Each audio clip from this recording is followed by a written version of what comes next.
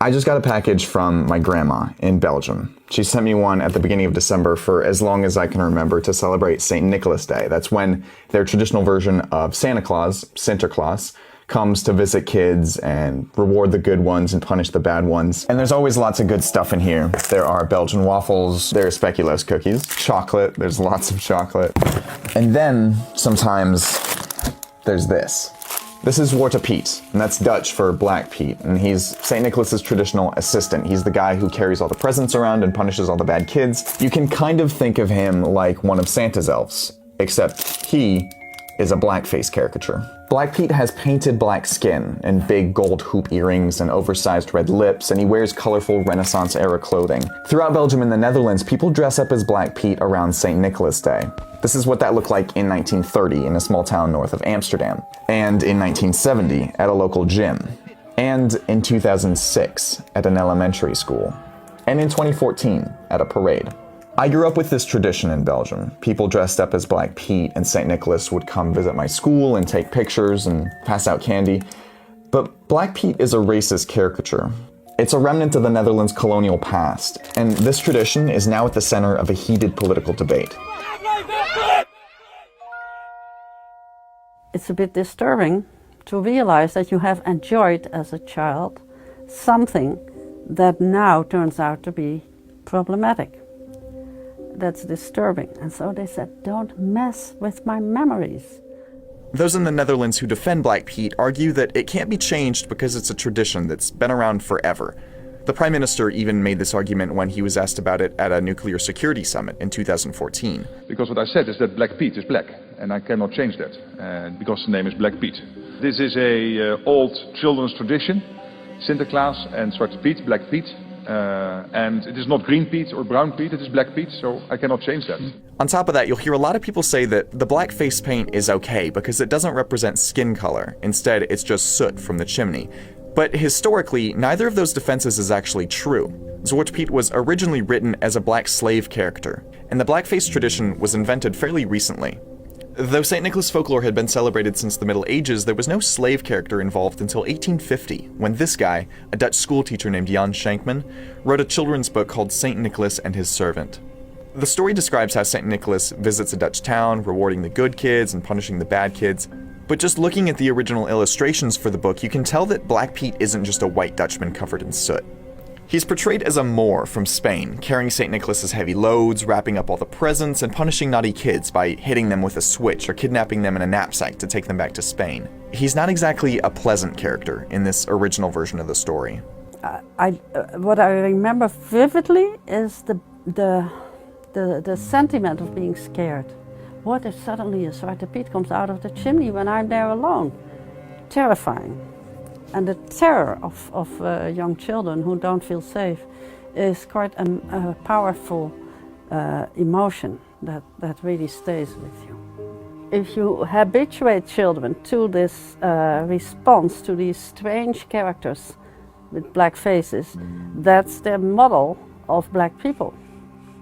When Schenkman wrote his children's book, slavery was still alive and well in the Dutch colonies. It wasn't abolished for another 13 years in 1863, and even then, slaves had to work for another 10 years as reparations to the slaveholders. The government treated abolition as a financial inconvenience.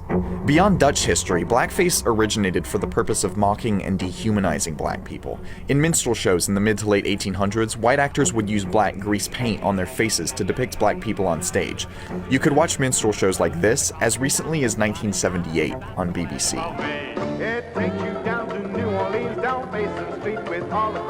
Taking place in societies that systematically mistreated black people, these portrayals served as a tool of oppression. Though Black Pete is the most beloved blackface character in European culture, he's not the only one. If you look at Belgian comic strips like Tintin, French ones like Asterix and Obelix, or Dutch ones like George and Jimmy, you can see versions of blackface caricatures everywhere. Black Pete, no matter how innocent the Dutch might think him to be, normalizes these portrayals. Of course it is political. You don't invent a tradition like this in innocence. It's really common to hear stories about black people being called Zwarte Piet by children. It also serves as a basis for racialized bullying in schools. Black children are hurt, and parents are keeping their children home from school rather than send them to grow up with this stereotype that makes them feel that they're inferior to the white kid. And it's common to hear people saying that black people in the Netherlands are totally okay with it, that their black neighbor or black friend actually likes it. Here's Prime Minister Rutte, again, making that argument. I can only say that my friends in the Dutch Antilles, they are very happy when they have Sinterklaas because they don't have to paint their faces. And when I'm playing for Black Pete, I'm for days trying to get off the stuff on my face. That was the Prime Minister saying that a blackface tradition is really more annoying for him because when he puts on blackface, it's hard to get the paint off. And these people were angry about Black Pete, who is Santa's traditional sidekick there. 60 people were arrested for demonstrating away from locations that were set aside for protest, 30 more for disturbing public order. Public opposition to Black Pete has been building since the 1970s. When Suriname won its independence in 1975, almost a third of the population moved to the Netherlands in order to keep their Dutch citizenship. A lot of those people were of African ancestry, and demographic changes brought a change in the way people talked about Black Pete. Maar Gerda, het is toch hartstikke leuk om Zwarte Piet te zijn? Ja, dan mag je met een zak lopen en pepernoten strooien. Oh nee, het is helemaal niet leuk. Ik heet Gerda, ook als het Sinterklaasfeest is. Kijk, we begrijpen best wel dat Sinterklaas al zo lang komt en dat het best wel een vrolijk feest is. Maar voor heel veel zwarte mensen, grote mensen en kinderen is het helemaal geen feest. Nee. We kunnen bijna niet vrolijk zijn. Still, that didn't stop the show from featuring Black Pete in every yearly St. Nicholas episode after that. Het is Sinterklaas er niet! Protest grew, steadily, getting international attention in 2011 when two protesters from an awareness campaign called Zwart Piet is Racism were violently arrested in the city of Dordrecht.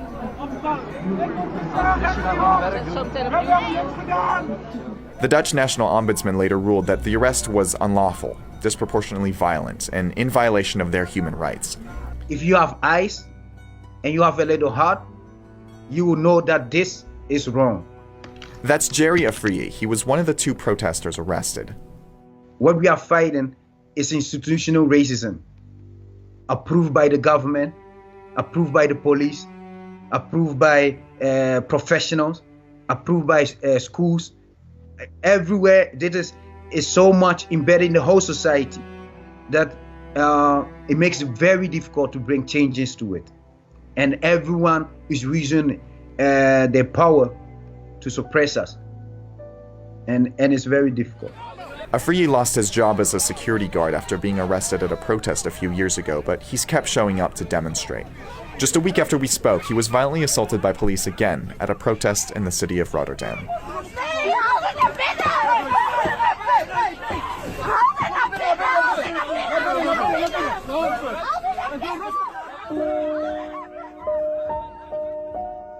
In July 2014, Amsterdam's regional court ruled that Black Pete was, quote, a negative stereotype of black people, stating that the mayor had 6 weeks to remove Black Pete from city celebrations. But just a few months later, in November, the Netherlands' highest administrative court overturned that ruling, just in time for the holiday. Nou, omdat dit hoort tot onze cultuur. Dat zijn onze waarden en normen, dat zijn onze tradities die we hebben. En die willen we gewoon behouden. En die laten we niet afnemen door een klein groepje extremisten die Zwarte Piet misbruiken om hun eigen frustratie te uiten. But in August 2015, a UN committee in Geneva called on the Dutch government to get rid of the aspects of Black Pete that promote black stereotypes. Since then, parade organizers have made some efforts to gradually minimize Black Pete's racist characteristics. My job, being the spokesperson of Santa Claus, is to make the party of Santa Claus for everybody. Not only the white people in the villages, but for everybody in the cities, in the bigger cities. One of the ways they've done that is by introducing a version of Black Pete that is clearly just a person covered in soot, without the earrings or the lipstick or an afro. They call it the Chimney Pete. RTL, one of the biggest TV networks in the region, stated in October that they wouldn't air anything except for Chimney Pete for the 2016 holidays. Bear in mind the objectives. The objective is to have a smile on the face of the children. to be happy. So if you want to change things, take the time. Don't do it overnight. So if you want to change this an attitude like that, it's not gonna go easy. And in an unexpected announcement, the team organizing the parade in Amsterdam said Chimney Pete's would replace all Black Pete's in 2016.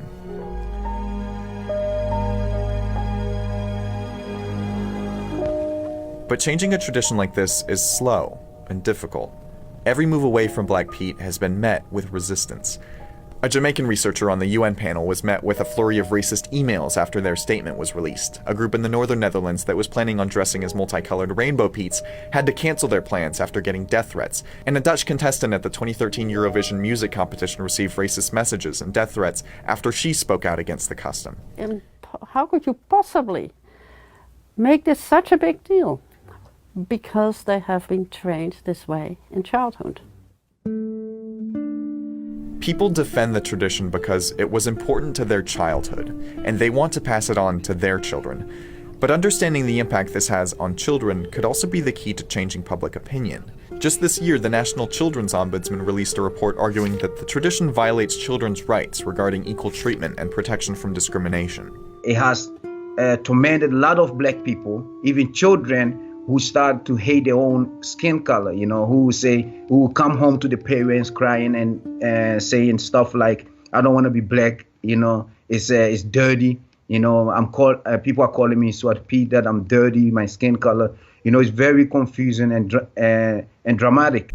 So the heathen never ceases to show their racism in whatever it is that they are pushing, propagating throughout the earth, even when it comes to their paganist, wicked holidays. They show you just how racist they are towards you. But our people have to wake up and stop wanting to fit in and get down with what the heathen is doing and trying to be like them. The scriptures, and I'm paraphrasing, Proverbs 3:31, it says, envy thou not the oppressor and choose none of their ways.